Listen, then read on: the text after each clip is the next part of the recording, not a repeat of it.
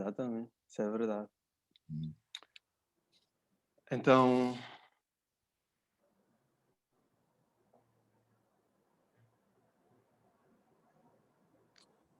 vamos começar. Olá, olá, muito boa tarde, a todos, a todas e a todos, que estão neste momento a ver este espaço de conversa de Muito para Muito, do projeto Muito, contrariar o machismo.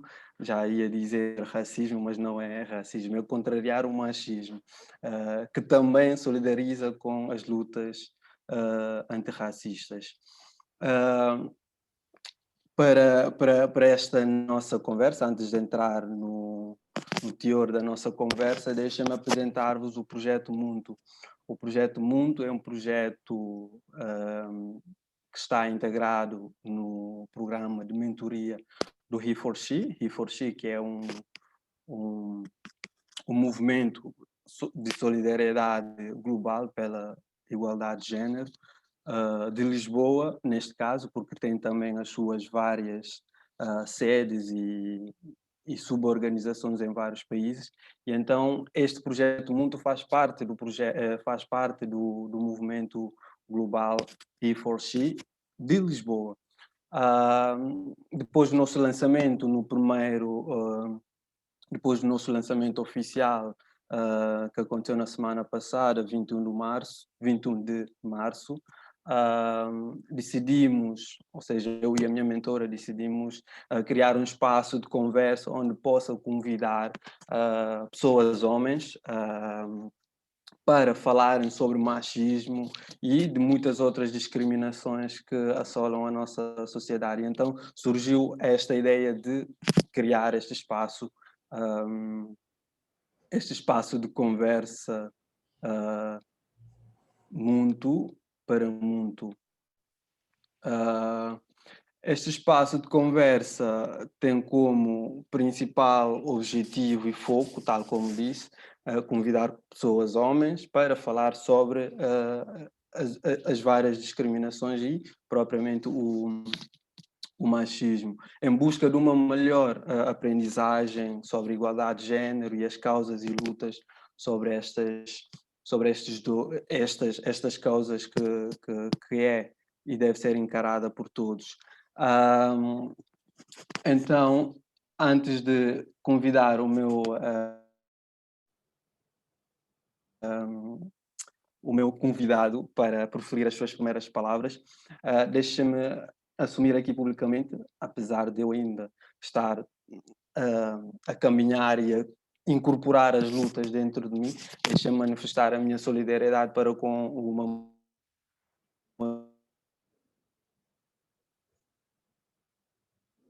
é quase guineense, porque esteve quase a nascer na terra da minha mãe, que é Bafatá. Então, Mamadouba tem a idade da minha mãe, a minha mãe tem 47 anos, o Mamadouba também. Então, manifestar a minha solidariedade, não só porque é panafricanista, africano, mas porque as lutas que ele incorpora e leva para a frente são lutas que todos nós, enquanto comunidade humana, tem e deve incorporar e levar para a frente. Então, tens aqui um menino que te admira muito e que certamente não vai desvirtuar as tuas lutas, os teus pensamentos e tudo mais. Um, para começarmos a nossa conversa, primeiro deixa-me dizer algumas coisas sobre quem é o Mamadou Ba. O Mamadou Ba é um ativista é um ativista antirracista, ativista político antirracista, natural do Senegal, nasceu no Kolda, Kolda que faz parte do Senegal, cidadão português, esteve cá em Portugal há 24 anos e adquiriu a nacionalidade portuguesa, é tradutor luso-senegalês, ou seja, faz tradução francesa para portuguesa ou de línguas senegalesas para português, É dirigente do SOS Racismo, uma organização que luta pela afirmação da democracia e igualdade na sociedade, sem discriminação baseada em traços físicos das pessoas. É membro fundador de várias organizações, inclusive a Associação Luso-Senegalesa, a Rede Antirracista de Portugal e entre outras. Foi nomeado recentemente como membro do grupo de trabalho para a prevenção e combate ao racismo e à discriminação em Portugal. Mamadou Ba fez parte também de coordenação de plataforma afrodescendente de Portugal. Foi membro efetivo do Conselho da Administração da European Network Against Racism de 1999 a 2000, onde de 1999 a 2010, se eu estiver errado, certamente que me corrigirá, em representação a Portugal. Mamadou Ba, tal como disse, tem 47 anos, tem a idade da minha mãe, cultura portuguesa, pela Universidade Cheikh Anta Diop, em Dakar, no Senegal, e também tem um curso de tradução na Universidade de Lisboa. Ele se autodefine como antirracista decolonial, por condição e convicção, panafricanista e socialista revolucionário heterodoxo. Então, antes de dar palavra ao Mamadou Ba, deixa-me apresentar o Mamadou Ba em Fula. Mamadou Ba fala 5 línguas, uma das 5 línguas que fala é Fula. Fula, que é uma língua que faz parte de uma etnia da Guiné-Bissau e também do Senegal e de muitos outros países da África Ocidental. Então, Mamadou Ba fala Fula, eu falo Fula. Então, vamos começar a nossa conversa em Fula. Jarama Ba, Honoai. Alô, Honoai. Alhamdulillah, alhamdulillah. Onon, jantu onon. Bolon fo jantu mi on. Jantu, aminanta, jantu. Então, começamos assim, em Fula. Creio que acabaram por perceber o que é que nós falamos. Quem não percebeu, é só comentar que não percebeu, eu faço a tradução sem problema nenhum.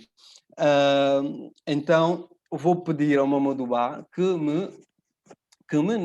faça uma apresentação para além daquilo que a biografia diz, ou seja, Mamadou Ba como homem africano e nacionalidade portuguesa e senegalesa, gostava que fizesse uma apresentação no sentido de mostrar o seu lado mais neutro, não muito divulgado pela mídia, pelos mídias ou pela Wikipédia, por exemplo. Isto é o que eu te peço, assim, pelas suas primeiras palavras, antes de começarmos a nossa conversa diretamente. Olha, antes de mais, deixa-me agradecer-te o convite. E é sempre um prazer ver que malta nova, malta jovem, tem iniciativa e quer levar o debate mais longe do que a nossa geração e as gerações que nos antecederam fizeram. É sempre gratificante ver isto. Eu tenho que te parabenizar por isto e felicitar-te por essa iniciativa e agradecer a oportunidade, porque há muita gente muito mais capaz para falar sobre a questão da discriminação de género do que eu. Respondendo então à tua pergunta, eu tenho alguma dificuldade sempre em fazer uma abordagem biográfica da minha vida, porque eu acho que as pessoas são uma somatória de várias coisas e elas não são só por si definidora do seu percurso, né? Do seu percurso, das suas trajetórias. Nós resultamos sempre de várias circunstâncias que nos marcam, que nos determinam, determinam a forma como nos posicionamos na vida. Eu, para além de tudo aquilo que tu disseste, não é? Sou uma pessoa que fui sempre educado, embalado pelas músicas pan-africanistas, sobretudo da música folclore daquela região. Gosto muito das músicas tradicionais do folclore africano da África Ocidental. Sou um devorador de livros, adoro literatura, porque a minha formação inicial é literatura, língua e cultura portuguesa. Já fui, agora já não tanto, um fanático de futebol, nomeadamente do Benfica. Sou benfiquista incoável. Eu sou do Porto, já agora. Já percebi. E gosto muito de... Sou uma pessoa, sou teimoso, quando acredito numa coisa vou até o fim. Dizem que sou obstinado, mas também gosto muito de rir, gosto muito das galhofas, tenho algum humor, às vezes que dizem algum humor cáustico, porque eu acho que quem não sabe de si próprio não sabe enfrentar as dificuldades. Então, eu às vezes gozo comigo próprio. Sou um cidadão normal, quer dizer, eu não tenho pretensões de ser um exemplo de coisa nenhuma, porque acho que tudo que eu faço, como tu disseste na apresentação, eu o faço por convicção, mas também por condição, porque sou um homem negro num contexto, numa sociedade estruturalmente racista, portanto não tenho outra forma que não esta de estar aqui e de querer tudo fazer para ser tido e percepcionado, considerado como uma pessoa merecedora de respeito, dignidade. Então é isso. E eu acho que não há muito a dizer sobre a minha pessoa. Eu, enfim, nasci, como tu disseste, no Senegal por mera contingência, porque devia ter nascido em Bafatá, como podia ter nascido na Guiné-Conakry, porque, enfim, os meus pais são da origem da Guiné-Conakry, e circunstâncias várias fizeram com que eu nascesse no Senegal. Portanto, eu não me identifico muitas vezes apenas com esta condição de senegalês. Eu sou muito mais pan-africanista do que senegalês ou guineense. Acho que as heranças que nós bebemos, pelo menos da minha geração, o Cabral, o Kwame Nkrumah, o Nyerere, o Fanon, são aquelas que nos inspiram do ponto de vista de como é que nós podemos nos projetar como sujeitos políticos no mundo atual. Portanto, e mais uma vez, muito obrigado por me convidares, porque não é fácil fazer esses debates. Há muita gente mais qualificada para fazer esse debate. Muito obrigado por estas tuas primeiras palavras, a felicitar esta iniciativa, que eu pessoalmente fico muito contente, vinda da tua parte e de muitas outras pessoas que estão no mesmo patamar que tu, me parabenizam, e eu sinto-me grato por isso. E não só pessoas que estão no mesmo patamar contigo, e colegas, amigos que também me felicitam. Eu sinto mesmo muito grato por todas as mensagens de força e tudo mais. Então, vamos entrar na nossa conversa. Vamos falar de 3 pontos essenciais, ou seja, primeiro vamos falar de machismo e racismo. Vou-te fazer 3 perguntas neste campo, e depois vamos falar de machismo e depois vamos falar de racismo no fim, e fechamos com algumas pequenas e últimas perguntas. E relativamente à primeira questão, gostava de saber, gostava que nos esclarecesses, em termos conceptuais, do que é que se trata quando falamos de machismo e quando falamos de racismo. E quais são as diferenças e semelhanças quando se nota a ocorrência destas duas atitudes maldosas, criminosas na nossa sociedade. E como é que se cruzam? Como é que o machismo e o racismo pode cruzar? São estas as primeiras perguntas que gostava que nos falasses. neste espaço de conversa de muito para muito.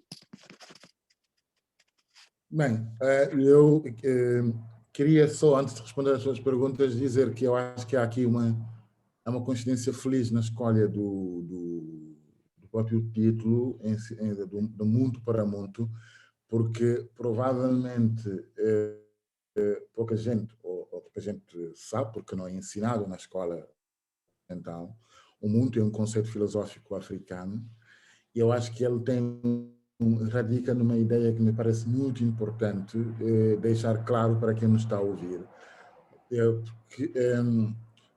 O muito pode significar, e significa ontologicamente falando, não é o humano, não é? Sem a sua conotação de género. Não é?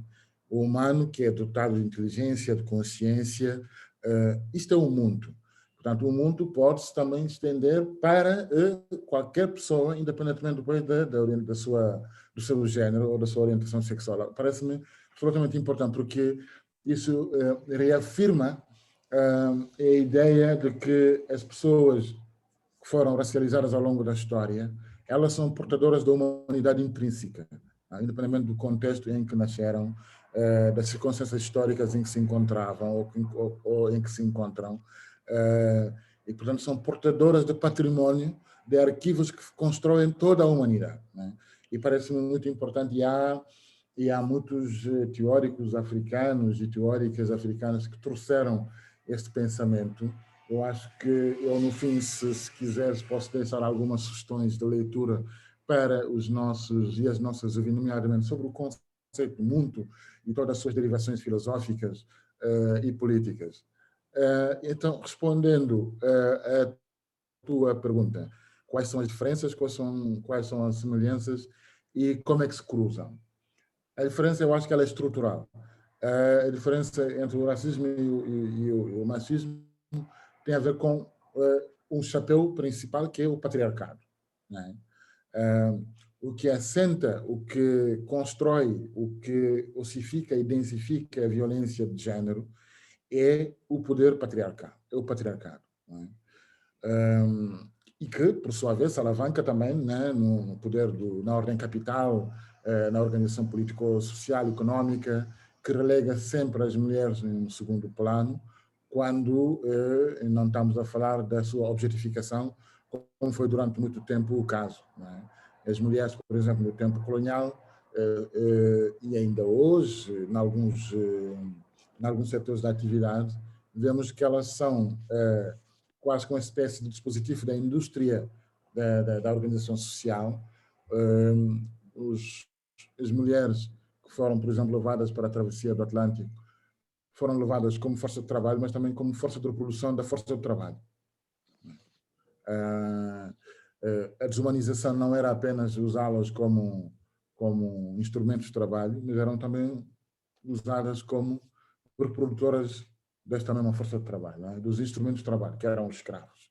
Portanto, essa diferença ela é estrutural e ela marca, por exemplo, muito aquilo que é o machismo estrutural que está alavancado no patriarcado. O racismo nasce da ordem capitalista, estrutura-se na desumanização das pessoas racializadas ao longo da história.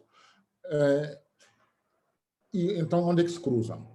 Cruzam-se precisamente nessa diferenciação, na estratificação, na hierarquização que é feita em função ou da condição de género ou da condição etnorracial. É aí onde se cruzam. E quais são as semelhanças? As semelhanças estão muito na opressão de que são vítimas pessoas racializadas, e onde se cruzam mais nessa opressão é quando, por exemplo, no caso das mulheres negras ou mulheres não brancas, quando sofrem triplas discriminações. Sofrem discriminações por serem não brancas, sofrem discriminações por serem mulheres, e muitas vezes sofrem discriminações até por quando são mulheres e têm outra orientação sexual que não é heteronormativa. Né? Portanto, há todos esses cruzamentos nessa opressão. Portanto, a opressão de género acrescenta-se a opressão racial, e faz com que ela é muito mais violenta, tem mais incidência sobre as mulheres. E, sobretudo, porque o patriarcado, infelizmente, ele atravessa todas as comunidades, não é? Inclusive as comunidades dominadas, exploradas, no seu seio, temos ainda o vírus do machismo, não é? Da misoginia, do sexismo. Esse vírus está presente nas comunidades racializadas. E é por isso também que, se calhar, fazer essa ligação com a própria doutrina do Muntu, ou do Ubuntu, da filosofia africana, é importante, porque há derivações matriarcais de leitura sobre o que significa a igualdade entre pessoas humanas, independentemente depois da sua orientação sexual, por ser um aporte, um contributo das civilizações não brancas para a civilização humana, no seu todo.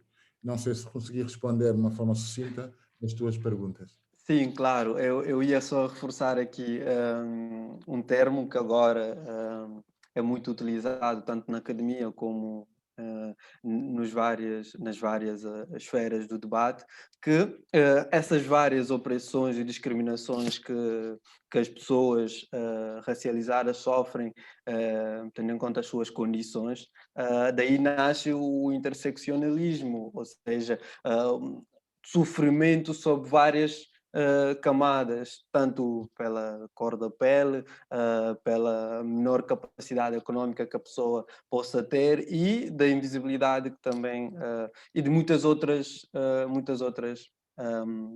camadas. Era só isso que eu queria reforçar. E agora vamos falar sobre machismo e masculinidade tóxica nos PALOPs, ou seja, nos países africanos da língua oficial portuguesa.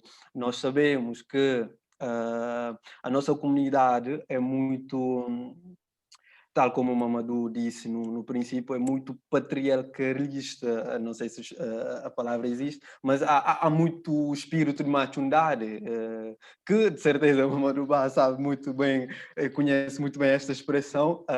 Há muito esta presença de que o homem é isto, o homem não chora, o homem não se emociona, o homem é que manda, o homem é que... Ou seja, a caixa da masculinidade está muito presente na cabeça das pessoas e nas atitudes das pessoas. E por isso mesmo gostava de saber de que modo podemos reverter a dominação e a falsa potência masculina nas diferentes comunidades africanas dos PALOPs. Depois, venho com uma pergunta que também precisa de uma pequena contextualização.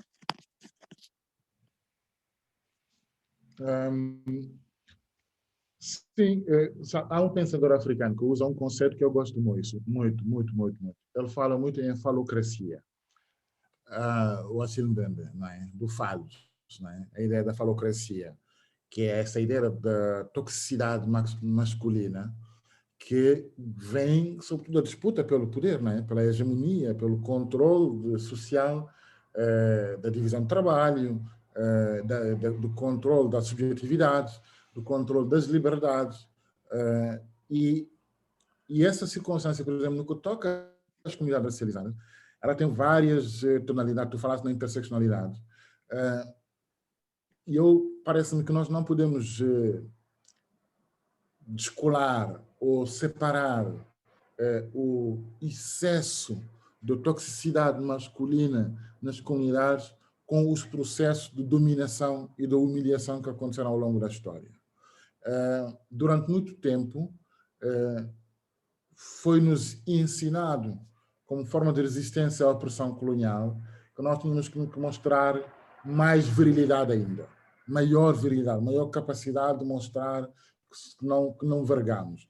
E muitas vezes também, onde é que nós, muitas vezes, para suprir, o Fanon estuda muito isso, não é, na sua obra, para suprir a humilhação, a violência da humilhação, achamos que podemos exportar ou projetar a nossa força num elo que era supostamente mais fraco da cadeia da opressão colonial.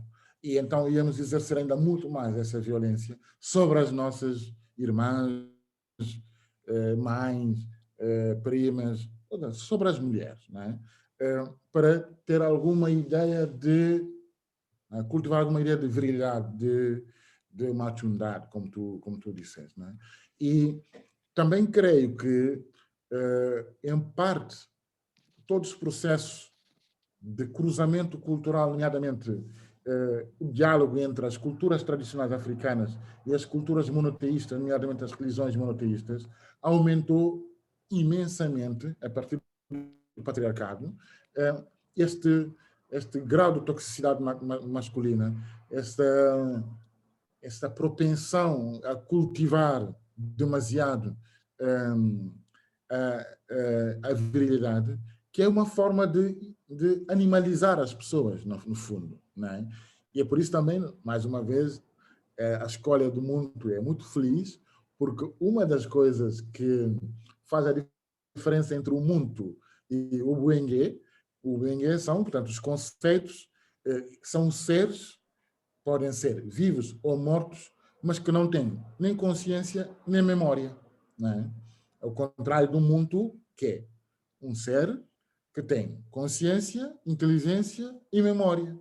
Portanto, pode sempre reinterpretar as relações e as disputas do poder a partir dessa sua condição de ser pensante, de senciente, com capacidade de consciência sobre como é que ele pode escolher os caminhos para construir relações, não é? Relações, e como é que nós podemos rebater isto dentro das comunidades? É desfazer os mitos da virilidade, os mitos da masculinidade tóxica, da própria ideia da masculinidade como sendo o alfa e ômega da potência humana do homem, né? Desfazer esse mito, porque é apenas um mito, e educar, porque tudo isso passa por desconstruir esses mitos, mas também criar condições de uma educação coletiva que resgate outras formas de estar, que valorizem as pessoas, independentemente do género em que elas, independentemente do seu género e da sua orientação sexual. Parece-me que é por aí. Não é uma coisa fácil, tendo em conta que isto implica privilégios, não é? Acabar com privilégios, acabar com poderes. Não é? Os homens sentem-se com muito poder, e o seu poder significa retirar privilégios às mulheres, significa também poupá-los a determinados sacrifícios que as mulheres suportam, porque o esforço de manter a comunidade viva, em vida, está quase sempre mais pesado para as mulheres do que para os homens. Mesmo quando, normalmente, nós ouvimos isso muitas vezes, quem é da África Ocidental, de onde nós viemos, olha, por exemplo, para a divisão de trabalho em determinadas épocas do ano. Né? Percebe perfeitamente que o esforço suplementar que recai sobre as mulheres para manter a estrutura da organização social. Não é? E é uma estrutura injusta, porque ela desequilibra completamente as relações de força e afasta as mulheres, muitas vezes, de espaços de autocuidado, por exemplo, de tempo de lazer, de tempo de encontro consigo próprias, e em que uma parte importante de cuidado comunitário recai sobre ela. Quando se esse cuidado tivesse sido partilhado entre todos e todas e todos, se calhar todos nós teríamos mais qualidade de vida, no sentido de nós podermos gozar da vida com plenitude, com prazer, com lazer e, sobretudo, com dignidade, não é? Porque a questão do machismo e da violência inerente ao machismo tem a ver com a questão da dignidade, não é? Porque não há igualdade com indignidade, com violência. Acho que este é o nosso grande desafio. Como é que vamos mudar o chip mental que nos instalou nessa ideia de que a virilidade e a machundade, né, são formas de governação das relações sociais? Não são, porque são, no fundo, dispositivos de opressão. não é? Em larga escala. E eu acho que é importante que comecemos a destruir esses mitos todos. As sociedades não foram sempre organizadas desta maneira, não é? Isso foi uma aprendizagem e nós podemos desaprender a ser machista, podemos desaprender a ser misóginos, podemos desaprender a ser sexistas, não é? A ser homófobos, não é? A ser racistas. Podemos desaprender. Desaprendendo quer dizer também, por quê? Porque cedemos, não é? Cedemos poder, não é? Abdicamos de privilégios. E eu acho que será por aí. Muito bem. Em boa parte respondo a estas duas próximas perguntas, mas ainda assim vou-te fazê-las. A segunda pergunta nasceu através de uma leitura que eu fiz nas primeiras semanas que eu criei a página do lançamento. Eu li no jornal ou na revista Boala não, na revista Bantuman, Boala também me conhece e sigo. Na revista Bantuman uma senhora escreveu, logo no título começa com uma pergunta. Uma senhora, já agora chama-se Andreia Coimbra, ela escreveu sobre machismo africano. No título começa logo com uma pergunta: será que a comunidade africana é mais machista? Eu trouxe esta pergunta não querendo fazer comparações entre africanos, europeus e asiáticos e tudo mais. Sabemos que o machismo existe e é transversal a continente e a países. Então, fazendo a ligação a esta pergunta com a terceira, que em boa parte, como estava a dizer, respondeste, que caminhos possíveis para resgatar o legado histórico do matriarcado e do feminismo na comunidade africana dos Palopes?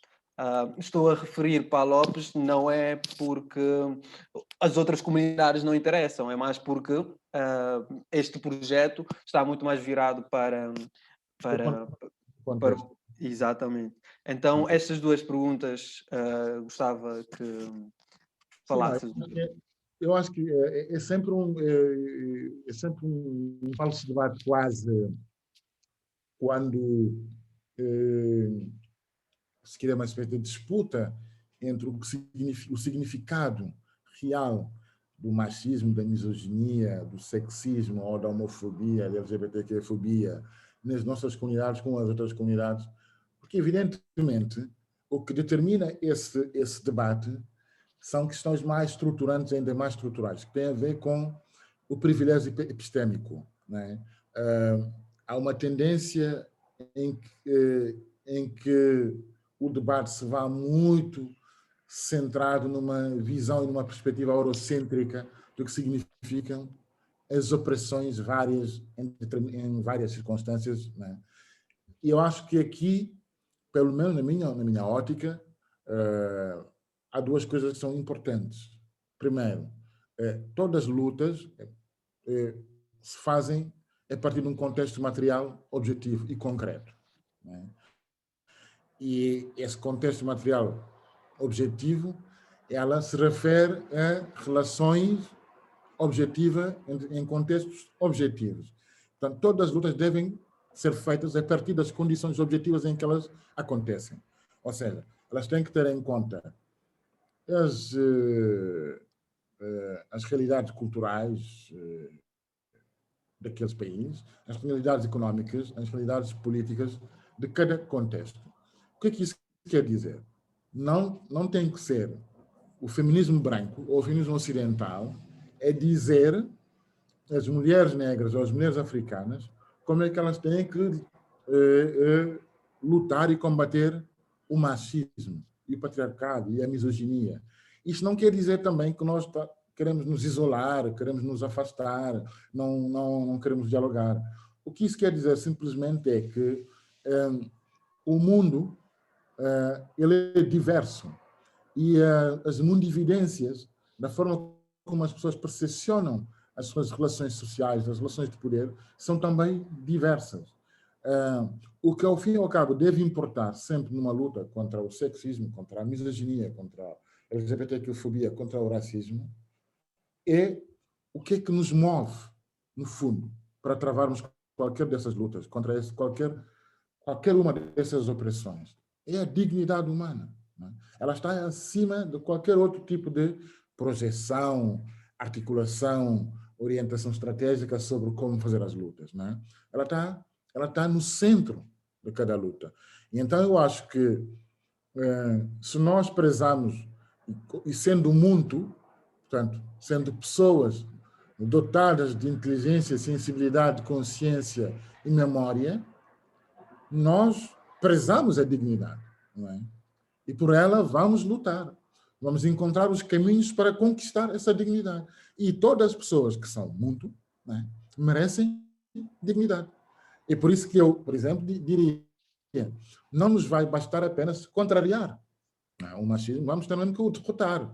E teremos que inventar todas as ferramentas possíveis e imaginárias para conseguirmos derrotar essas opressões. Daí que eu acho que o debate não deve ser se os africanos ou os negros são mais ou menos machistas. Acho que isto é um debate que não nos leva a lado nenhum, ou que nos leva para um beco sem saída. O que é que nos deve preocupar é, primeiro, a estrutura patriarcal, ela existe em todo lado onde há relações de poder. Portanto, ela existe também no seio das comunidades africanas negras. E então, o que é que temos que fazer para combater? Não é? Se vamos fazer, porque há várias correntes de pensamento, não é? Sobre a questão do feminismo, o mulherismo, o feminismo negro. Portanto, há várias autoras e vários autores que estudam isso. E nós temos grandes tradições de mulheres que já deram o seu contributo, não é? A Hortense Spiller, a Bell Hooks, Audre Lorde, a Angela Davis, a Catherine Sophia Vela, a Tina Grant, a Laurie Janelle Dance, a Cristina Sharp, a Cynthia Hartman. Há muitas pensadoras já. A Jamila, por exemplo. São muitas, não é? A Lélia Gonzalez, são muitas que já trouxeram o seu contributo para o combate contra o machismo, a misoginia e o sexismo. E só que isso tem que se projetar e fazer a partir do lugar de enunciação de cada sujeito político, né? Do seu contexto histórico. Né? O contexto histórico é importante para nós olharmos para os conflitos sociais e perceber como é que podemos enfrentá-los, né? E depois como é que podemos separá-los. E eu acho que nós temos que recusar, porque é assim também que se faz sobre a questão racial. E muitas vezes quem ainda tem o poder de oprimir arranja sempre uma forma de nos encurralar para um espaço, um beco sem saída, em que nós estamos constantemente a procurar justificar-nos, explicar o porquê que estamos a fazer a luta desta ou daquela outra maneira. Não é? Quem sofre na pele o sexismo, a misoginia e o machismo sabe melhor do que ninguém o que deve fazer para se libertar dessa opressão. Não é? Não precisa de receber lições daqui e da acolá para dizer assim ou assado que tem que fazer.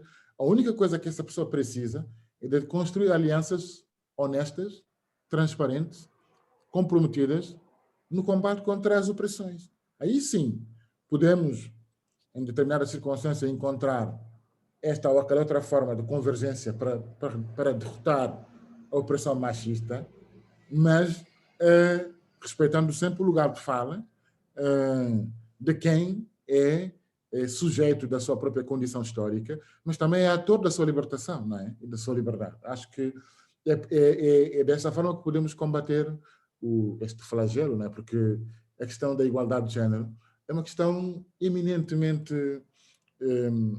de desafio democrático. Não há democracia com machismo, não há democracia com sexismo, não há democracia com misoginia, porque a democracia radical, naquela que eu acredito, é em que todas as pessoas, independentemente da sua orientação sexual e do seu género, são iguais em direito e em dignidade. E isso é um projeto ainda do futuro, não é? Porque não é o caso até agora. Para isso acontecer, nós vamos ter que vencer a ordem patriarcal, vamos ter que vencer a ordem que sustenta a ordem patriarcal, que é a ordem capitalista, como ela está estruturada, e depois vamos ter que resgatar, reescrever completamente a forma como as narrativas coletivas são construídas, né? E a escrita das narrativas coletivas significa nós, definitivamente, mandarmos para as grandes gregas toda a ideia de superioridade, ainda por cima, a maior parte delas são construídas a partir de subjetividades não verificáveis cientificamente, né? E, sobretudo, não saudáveis para a convivência sã entre pessoas. Portanto, derrotar essas maleitas subjetivas, mas também objetivas do ponto de vista das relações de poder, é por esse caminho que vamos combater e vencer o machismo. Muito bem.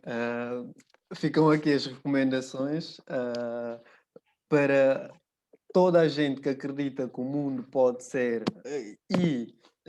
absorvido numa convivência sã e saudável, onde vejamos o outro não como ameaça, mas como o outro colaborativo para as nossas vivências. Então, eu já incorporei isso e tenho estado a incorporar ao longo do meu trajeto de vida. E convido também as pessoas que estão aí desse lado para refletirem e aprenderem e procurarem caminhos que possa levar tudo a uma convivência sã e saudável, como estava a referir. Então, vamos agora para um campo que também está no na nossa ordem do dia, que é falar sobre o racismo. Falar sobre o racismo na comunidade migrante dos Palopes. Nós sabemos, e é verdade, que a comunidade dos Palopes ou a comunidade africana, de modo mais geral, sofre muito de racismo no Ocidente. Seja aqui em Portugal ou nos Estados Unidos ou noutras partes da Europa. E então aqui a minha pergunta, ou seja, as minhas perguntas estariam mais voltadas para a própria comunidade dos Palopes. Independentemente não, mas dentro da comunidade Palop, como é que é possível combater o racismo cotidiano e simbólico sobre as pessoas racializadas? Ou seja, esta primeira questão ainda pode levar-nos levar-nos a sair dessa bolha dos Palopes. Esta primeira pergunta. A segunda pergunta seria, apesar de já também nas tuas conversas anteriores teres referido algumas questões sobre esta ideia de não assumir de que isto que acontece também acontece convosco, ou seja, se o machismo existe na comunidade europeia, também existe na comunidade africana. Apesar de já teres falado de algum modo sobre esta forma de pensar, eu vou trazer uma pergunta que convido-te a não sair da bolha dos Palopes, que é: consideras a existência do racismo dentro da própria comunidade dos Palopes? E não sei se calhar deixo a terceira pergunta para depois destas duas. Sim, não diria que há racismo dentro do próprio, a não ser que nós alarguemos isso o horizonte da comunidade Palopes, incluindo, inclusive, Portugal e Brasil.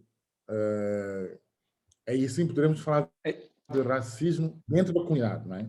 Mas se falarmos das comunidades racializadas que vêm do Brasil e dos outros países Palopes fora de Portugal, é distinto. Mas eu creio que para nós sairmos da bolha do Palop, há uma bolha primeira que temos que furar, né? Que é a colonialidade das relações presentes.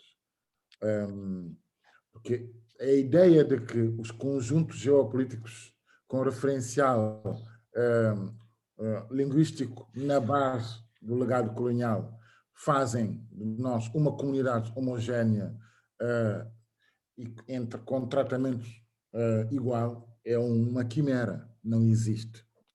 Não existe. Aliás, se existisse, não teríamos tido os casos que temos tido. Eu acho que, portanto, é preciso primeiro sair da bolha colonial, resgatar outras narrativas, outras formas de nos posicionarmos, que não apenas fechado aquele carcão da lusofonia, não é? Porque, ao fim e ao cabo, o carcão da lusofonia é um carcão do lusotropicalismo, não é? Esta ideia de que nós estamos hermanados a partir apenas da nossa experiência colonial, na base dessa língua, que nós sabemos que nos nossos países, por exemplo, são ínfimas as pessoas que a falam, não é? Ela é apenas um instrumento oficial de governação e de relação bilateral entre Estados soberanos, não é? Mas a soberania popular das pessoas racializadas reside sobretudo na sua percepção e no domínio que têm sobre as suas próprias línguas nativas. E é nessas línguas, com essas línguas, que elas se relacionam entre si. O que acontece muitas vezes é que a colonialite, que é pior que a colonialidade, criou uma ideia de que há diferenças entre as várias comunidades dos palopes, não é? E então há xenofobias várias entre as várias comunidades, que foram instigadas pela nossa herança colonial, em que há uns que se acham mais próximos do que seria o ideal lusófono, e então, a partir desse posicionamento, que é um posicionamento absolutamente quimérico, enganoso, podem achar que estão acima. E daí que, por exemplo, nós tenhamos, infelizmente ainda entre nós, debates fúteis como o colorismo, não é? Que são debates que nos atrasam as lutas e nos dividem, não é? E enfraquecem a nossa capacidade de nos tornarmos uma coisa essencial para qualquer comunidade se libertar, que é tornar-se a sua própria força. Não é? E como é que se torna a sua própria força? É com capacidade de convergência. Não é preciso nós estarmos todos e todas de acordo sobre tudo e mais alguma coisa. Nós temos é que saber que podemos ter divergências sobre como é que nós podemos combater o flagelo do racismo, mas há uma coisa que nos une, é a nossa condição de pessoas que foram historicamente racializadas e que continuam a pagar o preço dessa racialização ao longo da história.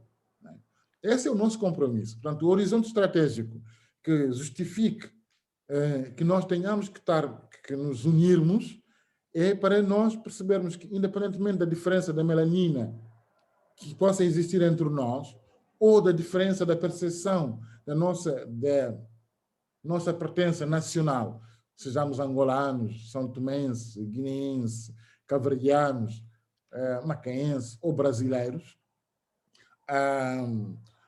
o que realmente nos define é a condição de termos pertencido àquele território que teve essa relação histórica com Portugal.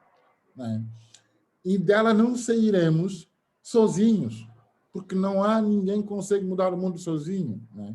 Então, é preciso cultivar essa consciência de que precisamos nos unir para lutas e objetivos maiores do que as nossas especificidades, que são de respeitar, que são de cultivar. As pessoas têm o direito de ter as suas próprias culturas e de cuidar delas, e de tratar delas, e de valorizá-las. Tudo isso é absolutamente legítimo.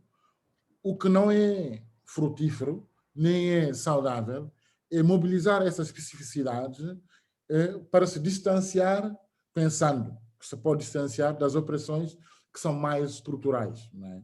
Que nos atingem a todos e a todas nós que viemos desse espaço geográfico e político. Eu acho que é isso. Depois, porque precisamente a política é uma questão também que se arraiga muito nas questões subjetivas, não é? Não há luta política sem luta pela hegemonia subjetiva, da forma como nós nos projetamos, como nós nos percepcionamos e como somos percepcionados pelas pessoas que nos acham diferentes, não é? E, portanto, nós não temos muito interesse em reificar entre nós diferenças que foram apenas ou quase geralmente fabricadas, construídas para nos dividir, não é? Para nos compartimentar. Daí que eu recuso-me, por exemplo, a entrar num debate sobre o colorismo. Acho que é um debate perigosíssimo, acho que é um debate que nos atrasa e é um debate que reifica um conceito que nós estamos a combater, não é? O conceito de raça. Porque nós sabemos que biologicamente a raça foi derrotada, mas politicamente não foi, não é? Ela foi uma construção ao longo da história, ela é um dispositivo do poder, portanto, o poder mantém-se, não é? Foi uma questão de privilégio. Há o privilégio histórico, o privilégio epistêmico, o privilégio doutrinário, depois há o privilégio branco, não é? Ele resulta desses privilégios todos. Portanto, para desconstruí-lo, preciso desconstruir todos os outros, não é? Preciso divorciar-se de todos os outros e então reconstruir outra narrativa. E ela tem que assentar, sobretudo, na ideia de que nós, todas e todos, somos sujeitos políticos portadores de imaginários, não é? Que são potenciais contributos para a sociedade portuguesa como um todo. Não há mal, temos que reivindicar isto com muito afinco. E eu aproveito já agora que estamos aqui para prestar homenagem a uma pessoa que já faleceu, que poucas vezes a gente o faz entre nós, que é uma coisa que perdemos pelo lado individualista da concepção ocidental da vida em coletivo, que é prestar homenagem àquelas e àqueles que nos precederam e que contribuíram para nós continuarmos a caminhar para a liberdade, para a igualdade, para a dignidade. E uma dessas pessoas é uma pessoa com quem divergi muito em vida, quando ela estava em vida, mas eu reconheço que ela deu um grande contributo para o que nós estamos a fazer hoje. O Fernando Cá foi deputado na Assembleia da República, foi um dos primeiros deputados negros a seguir o 25 de Abril em Portugal, e ele tinha uma particularidade que me chamou a atenção quando eu cheguei para Portugal. Ele era dos poucos negros que escrevia para a imprensa convencional. Ele escrevia crónicas no Jornal Público e ele assinava como português negro as crónicas dele. Sem espalhafato, mas também sem vergonha, não é? Que era uma coisa objetiva, não é? Uma coisa normal, natural. Eu creio que conseguirmos resgatar esse tipo de exemplos para os dias de hoje é absolutamente importante. Para não só, ainda por cima, numa altura em que o pessoal resgatou o jornal O Negro, que teve os seus 110 anos em Portugal, é preciso saudar essas pessoas que estão a resgatar essas memórias, não é? O Pedro Varela, a Cristina Roldão e o Zé Duarte, prestar-lhes uma homenagem também e felicitá-los por terem feito isto, porque isso ajuda a desconstruir mitos urbanos que se vão construindo muito à nossa volta, não é? Que é como se nós estivéssemos de passagem. Não, nós estamos aqui há muito tempo, ainda estamos aqui e continuaremos a estar aqui, né?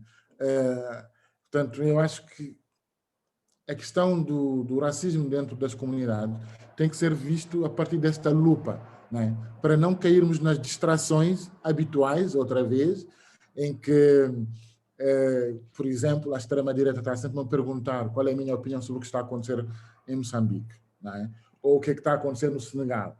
Ou até às vezes dizem, por que tu és do Senegal e vieste aqui em vez de ir para a França? Não é? Como se eu tenho, enquanto sujeito muito, que me balizar apenas a partir da doxa relacional colonial. Não, não é? A minha relação não está determinada, nem se define pela herança colonial. Ela define por uma opção estratégica de assumir o meu panafricanismo. Portanto, eu sou africano em qualquer parte do mundo. E sou africano em qualquer país da África. Não é? Porque sou panafricanista. E sou português negro. Não é? Portanto, tão imputável como qualquer outro. Isso, se é válido para mim, é válido para qualquer pessoa não branca que vive neste país, nomeadamente para as comunidades africanas e afrodescendentes. Muito bem, muito bem.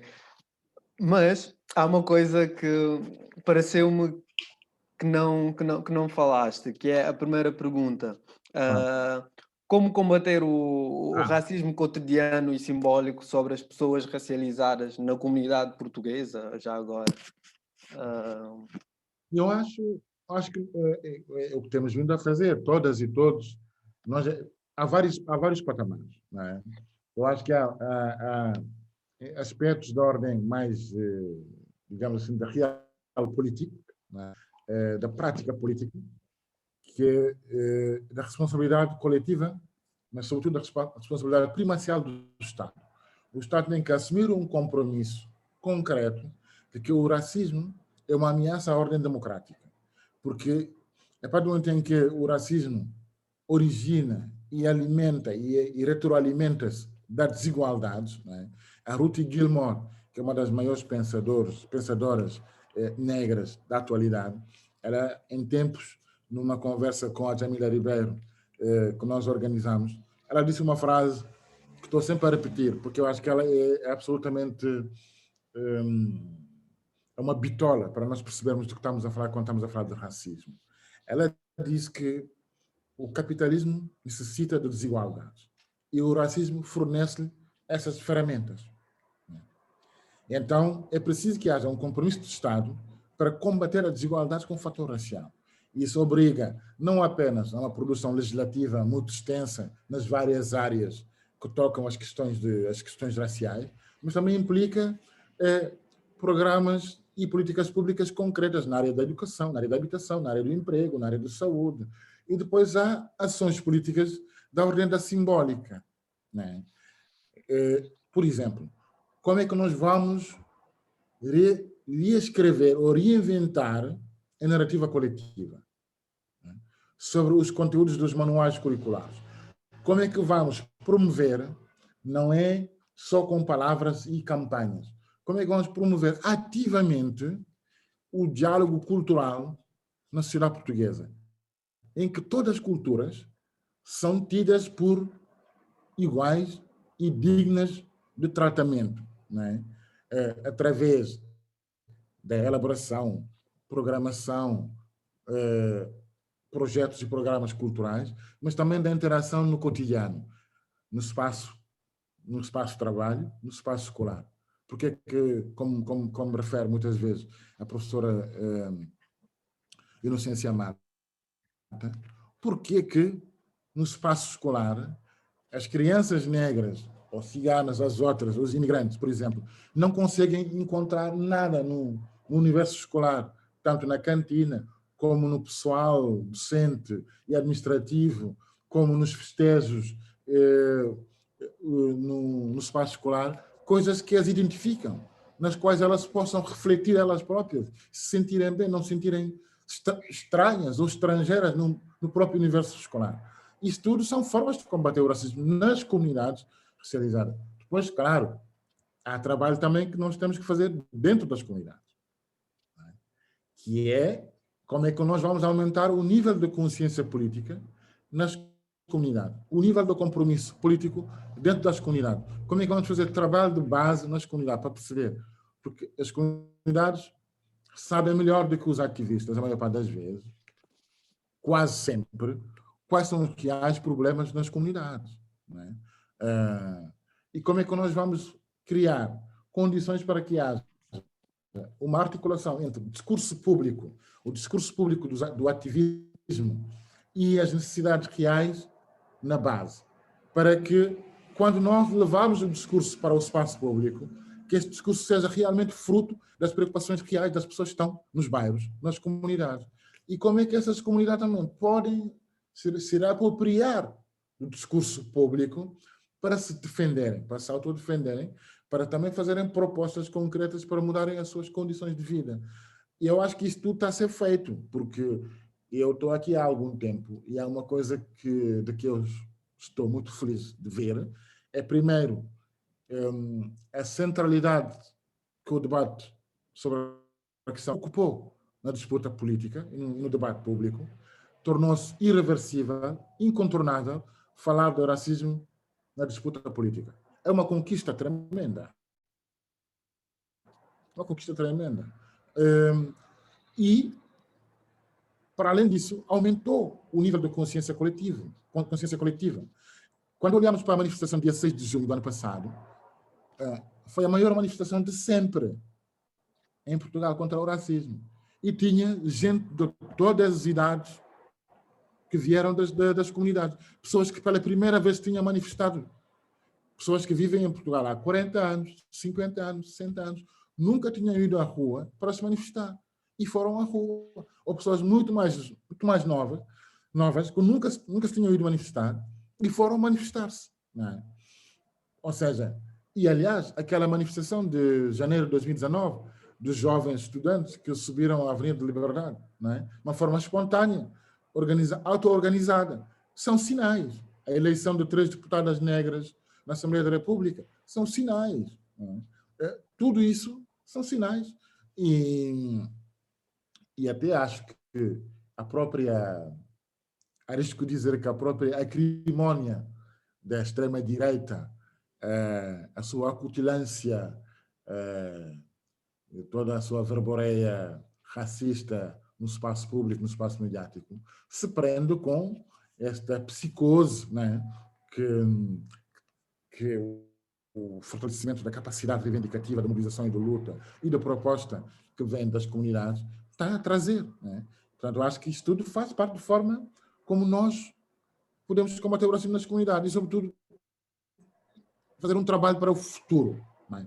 É preciso cuidar do presente, claro, mobilizar sempre contra as injustiças no momento presente, mas é preciso, sobretudo, trabalhar para o futuro, para que a nova geração, a tua geração, por exemplo, tenha mais condições do que a minha teve para combater o racismo. Né? E que não precise esperar tanto tempo para obter os resultados ainda mínimos que estamos a obter. Né?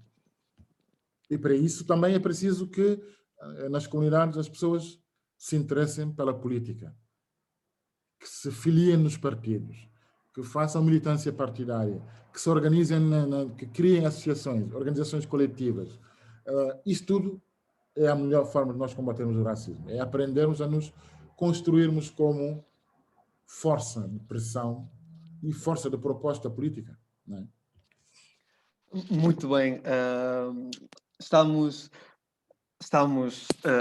inclusive eu, muito grato com estas tuas observações lúcidas sobre o combate a racismo e outras discriminações, mas ainda falta uma pergunta para fechar este campo de racismo. Este campo de racismo, falta-nos uma pergunta para depois irmos para o fim deste nosso espaço de conversa de mundo para mundo. Então, a última pergunta também foi resgatada através do tal artigo que eu citei anteriormente. E que diz assim: e se, lutando pela igualdade de género dentro da comunidade, neste caso a comunidade africana, tornando-a mais coesa, esta não é uma forma mais eficaz de nos tornarmos robustos para lutar as lutas que ainda lutamos diariamente contra o racismo. E eu aqui acrescento não só o racismo, como todas as outras discriminações. Claro. Evidentemente que não há nenhum combate antirracista sério, credível, responsável, que não passe pelo seu lado interseccional, que junte que junta a luta a todas as outras opressões. Já o dissemos, eu acho que e a Angela Davis já disse isso várias vezes, né? Achar que se pode lutar contra o racismo mantendo o machismo dentro das comunidades é uma quimera, porque quem mais leva com a violência em doses múltiplas do racismo estrutural são as mulheres negras nas sociedades estruturalmente racistas. Portanto, é preciso combater o machismo, a misoginia, o sexismo dentro das comunidades e fora delas, para também aumentar a nossa capacidade de fortalecimento interno, mas também externo, né? Contribuir para mudar a percepção e as relações de força sobre desigualdade de género é crucial para termos mais capacidade também de fazer as outras lutas todas, não é?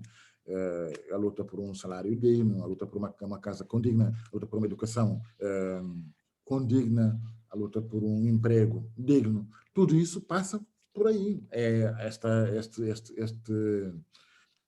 Este mosaico de opressões se intersecciona de uma forma brutal na vida das nossas irmãs, primas, mães, das nossas mulheres companheiras.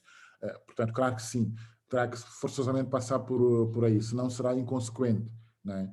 Porque é deixar uma parte de nós a sofrer com todas as violências, não é? Aliás, não há libertação parcial, não é? Ou a libertação ela é total ou não há libertação, não é? Mas não podemos libertar uma parte da comunidade, não é? Deixar a outra presa à opressão. Então, se nós queremos nos libertar, temos que nos libertar todas e todos, de uma forma global e transversal. E é aí que reside o nó górdio do compromisso pela libertação total, pela emancipação total. Porque Audre Lorde tem essa frase, não é? Ela só será livre quando todas as pessoas estiverem, todas as mulheres estiverem livres. E qualquer mundo só será livre se um outro mundo estiver livre, não é?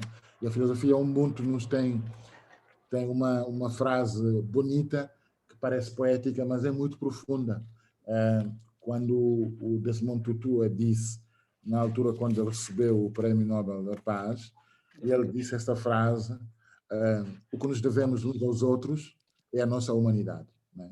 É a maior dívida moral que existe entre nós, a dívida ética entre nós independentemente da nossa condição socioeconómica, da nossa orientação sexual, da nossa origem nacional ou cultural, há uma coisa que nos liga e que é indesmentível, não é? É a condição do mundo, a condição da humanidade, não é? Ela é intrínseca, ela nos liga e há quem não, há quem se esqueça muitas vezes disso, porque disso também lucra, não é? Tem privilégio, tem poder, portanto não quer muitas vezes abdicar nem do privilégio nem do poder, e então faz tábua rasa desse caráter intrínseco que nos liga, que é o facto de nós sermos todas e todos humanos e humanas. Não é? Aliás, o afropessimismo é uma corrente de pensamento de combate contra o racismo e a opressão colonial e também a opressão machista. Tem as suas grandes pensadoras, por exemplo, a Sylvia Hartman. Eles falam muito disso, não é? Quando é que nós temos que fazer tudo, mas tudo, para recusar esta expulsão da humanidade, que é o machismo e o racismo e a LGBTQ-fobia. Né? Porque todas essas opressões, ao fim e ao cabo, acabam por legitimar uma expulsão de uma parte das pessoas da humanidade. Né? E temos que nos comprometer a que isso não aconteça. E se quiser, eu vou deixar só umas sugestões sobre a questão de aprofundar o mundo. Já chegamos aí, já vamos a esse ponto. Já vamos a esse ponto. Só queria salientar aqui o seguinte, quando referiu, ou quando foi buscar o Desmond Tutu, e lembrar que a ideia do Ubuntu e daquilo que acabaste por explicar, daí nasce e daí nasceu aquela tradução do género eu sou porque tu és. Então, se eu sou porque tu és, é porque tenho que aceitar a tua condição tal como eu me aceito a mim mesmo como humano. Eu queria só resgatar este ponto. E estamos na parte final, que é a parte das recomendações. Não ias escapar, não ias escapar de... ou seja, antes mesmo de entrar nesta recomendação, deixa-me só salientar 2 pontos, que é saudar a tua organização, que fez 30 anos, 30 anos de luta contra racismo e pela afirmação da democracia e igualdade em todas as esferas da sociedade. Ou seja, estou a referir a SOS Racismo para quem não está muito familiarizado com esta ideia de saudar ou felicitar o SOS Racismo, que fez 30 anos este ano. E também saudar, por exemplo, a CPLP, que aprovou a livre circulação de pessoas da comunidade CPLP, que é um marco histórico para nós e para todas as pessoas da comunidade. E agora chegamos à parte das recomendações. Certamente que Mamadou Ba tem aí algumas recomendações de leituras e pode ser podcast, por exemplo, o podcast Viemos para Ficar, que eu devorei num dia. Então, recomendo também às pessoas para ouvirem várias pessoas a falarem sobre racismo na sociedade portuguesa e da forma como têm vindo a sofrer e a vencer essas lutas. Recomendo o Viemos para Ficar, o podcast. E agora, Mamadou Ba pode nos recomendar as leituras que quiser e dizer-nos, ou se tiver alguma mensagem que queira deixar para o projeto neste momento é só o meu, porque eu estou a construí-lo, onde irei integrar as associações de imigrantes para trabalhar com eles e criar uma equipa para levar esta luta não só no sentido individual, porque ninguém vence sozinho. Por isso é que neste caminho, pelo menos agora, nesta fase de construção, que depois acaba no mês de junho, e a partir daí vou criar uma equipa com as associações de imigrantes cá em Portugal. Qual é a mensagem que queres deixar para o projeto e para homens da comunidade migrante dos Palopes, qual é a mensagem que tens para o projeto e para homens da comunidade de Palopes? E depois podes fechar com as sugestões de leitura. Ok, a minha mensagem é uma mensagem muito simples. Primeiro, parabenizar-vos, parabenizar-te outra vez pela iniciativa e dizer que a mensagem que te deixo é uma mensagem de ousadia e atrevimento. Porque sem ousadia e atrevimento não há mudanças. As pessoas têm que... E isto só se faz com determinação. O caminho não vai ser fácil, porque quando nos mobilizamos contra estruturas de poder, nós enfrentaremos vários obstáculos. E muita gente vai se sentir incomodada com aquilo que nós propomos, porque, naturalmente, as mudanças criam desconforto. São sempre desconfortáveis, porque elas ameaçam poderes e privilégios. Se tu tiveres determinação, ousadia, atrevimento, tu vais levar isso avante e terás muita gente contigo e à tua volta para o fazer. Eu desejo-te, portanto, essas três características, essas três condições, muita ousadia, muita determinação e também muita humildade na forma como se faz, porque nós não sabemos tudo, ninguém é dono da luta, aprendemos sempre umas com as outras e uns com os outros, sempre, invariavelmente. Portanto, estar sempre disponível a aprender e a trocar e aceitar com naturalidade o dissenso é uma recomendação que eu deixo sempre a todos os novos projetos. Para o homem africano, o que eu lhe aconselho é fazer todos os dias um exercício do espelho, que é mais ou menos o que eu aconselho aos racistas, que é nunca querer ser um monstro, né? Porque ser-se machista, ser-se há pouco, parece que isso foi tudo assim um bocado uma espécie de cosmogonia qualquer. Eu estava a ouvir uma entrevista a um músico senegalês, Omar Pène, e ele estava a falar precisamente sobre machismo, e foi por mero acaso. E ele é um dos músicos mais comprometidos sobre a questão da violência de género no Senegal, e não é por acaso que ele é o músico mais adorado pelos estudantes senegaleses. Ele é considerado o músico dos estudantes sempre. e em que ele dizia que ele continua a travar esse combate contra a violência machista no Senegal, porque o que o incomoda é como nós nos tornarmos monstros de uma forma tão banal contra pessoas que sem elas nós não existiríamos. Sem elas nós não existiríamos. Né?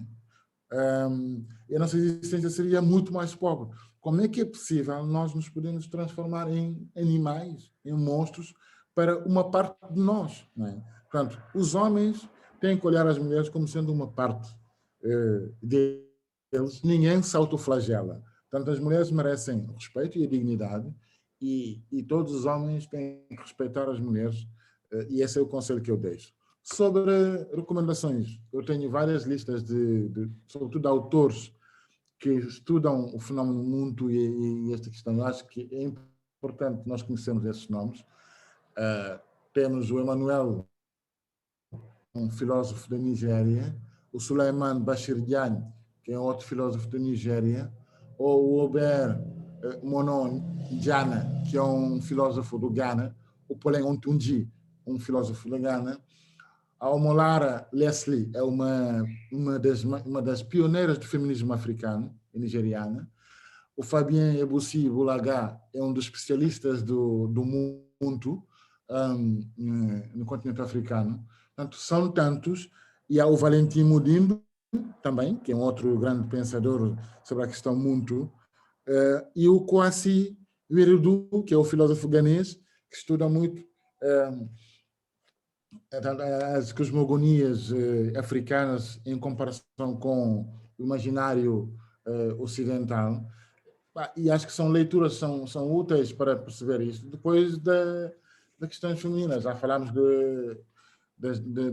das feministas mais sonantes, e volto a lembrar a Bell Hooks, Audre Lorde, Angela Davis, a Lélia Gonzalez, as vivas, mais a Mina Ribeiro, a Lori Janelle Dance, a Tina Grant, a Saidia Hartman, a Cristina Sharp, são várias. Não é? Portanto, claro, deixo esses nomes, todos vocês podem procurar. Eu acho que pode ajudar a aumentar o horizonte e o leque de referências e também fortalecer um bocado o debate interno entre nós. São todas editores racializados, negros e negras. Sem dúvida que sim, que vão servir para criar, para absorver teoria e conseguir caminhar para as práticas que nós, toda a gente deseja, para um mundo igual e justo. Já agora, há uma coisa que tu não estavas à espera que eu vou-te pedir. Quero que termines este espaço de conversa de muito para muito com uma frase em fula. Com uma frase... Ai, não estava à espera disso.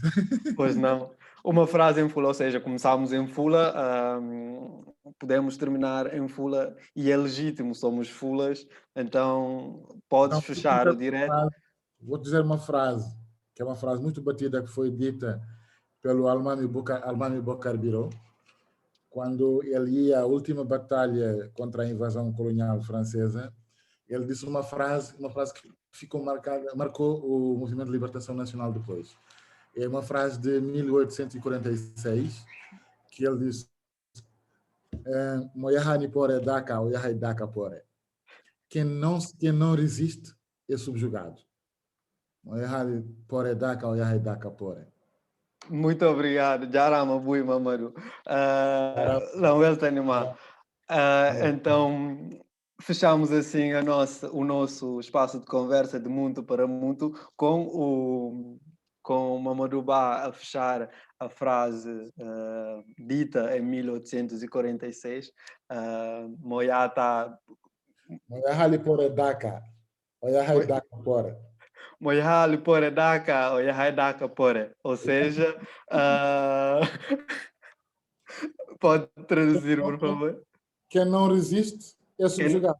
Exatamente, quem não resiste é subjugado. Esta é a frase de fecho deste nosso primeiro episódio de espaço de conversa de mundo para mundo, quem não resiste é subjugado, ou seja, temos que resistir para não sermos subjugados a todas as causas que nós incorporamos e que queremos levar à frente, tal como este projeto do Mundo e muitos outros projetos.